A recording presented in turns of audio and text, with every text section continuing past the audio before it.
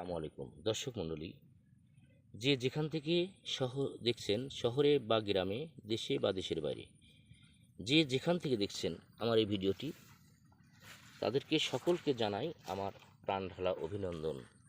আমি একজন কৃষক মানুষ। আমি আপনাদের মাঝে হয়তো ভালো ভালো কিছু তুলে ধরতে পারছি না, কারণ আমি কৃষক। আমি কৃষকের পণ্যই দু একটি তুলে ধরার চেষ্টা করি এবং সেটাই করছি। যদি কোনো কৃষক ভাই আমার এই ভিডিওটি দেখেন, আমি তাকে উদ্দেশ্য করে বলছি, আপনি লক্ষ লক্ষ টাকা দিয়ে চাকরি, ব্যবসা, যার যেমন বাপের সমর্থন আছে সেটা করেন, কিন্তু আমি একজন কৃষক মানুষ, অতি সামান্য একটি নিম্ন শ্রেণীর একজন কৃষকের সন্তান। আমিও কৃষক।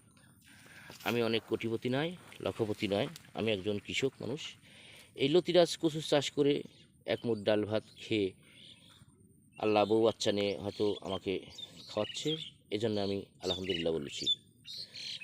অনেক ভাইয়েরা আছেন এই কৃষিকাজ করে হয়তো বছর শেষে আপনার অনেক টাকা লাভ হয় না, বিভিন্ন জাতের চাষবাস করেন।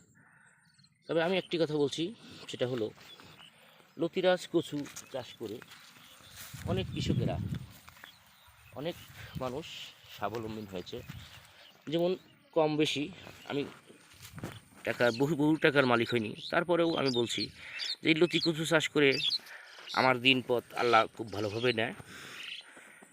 আমি তাই বলছি, যারা আমার লাখান অতি সামান্য ঘরের সামান্য একজন মানুষ, ছোট্ট একটি কৃষক, আমি তাদেরকে লক্ষ্য করে বলছি, আপনি যদি বেকারত্ব থাকেন, আপনি অল্প কিছু লতিরাজ কচুর চাষ করেন, আপনার বেকারত্বটাও দূর হবে, সংসারটাও চলবে, হয়তো বছর শেষে কিছু টাকা আপনার ইনকামও দেখতে পারবেন।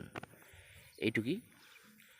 তারপরে একটি কথা বলছি, সেটা হলো, আপনি যদি আমার এই চ্যানেলে নতুন হয়ে থাকেন তাহলে অবশ্যই একটি লাইক শেয়ার করবেন, কমেন্ট করবেন, সাবস্ক্রাইব করবেন, এইটুকু আশা রাখছি। কারণ আপনাদের লাইক শেয়ার সাবস্ক্রাইবের বিনিময়ে আমি হয়তো ভবিষ্যতে আরও দুই একটি ভালো ভালো ভিডিও দেশ ও জাতির কাছে তুলে ধরতে পারবো এবং কৃষি পণ্যের বিভিন্ন জাতের তা তুলে ধরতে পারবো, এইটুক আশা রাখছি আপনার কাছে। পরিশেষে আপনি আমার একটা ক্ষুদ্র কৃষকের একটি ভিডিওর পিছনে সময় দেওয়ার জন্য আপনাকে আমার আন্তরিক শুভেচ্ছা জানাচ্ছি। ভালো থাকেন, সুস্থ থাকেন, এই কামনায়। আল্লাহ হাফেজ।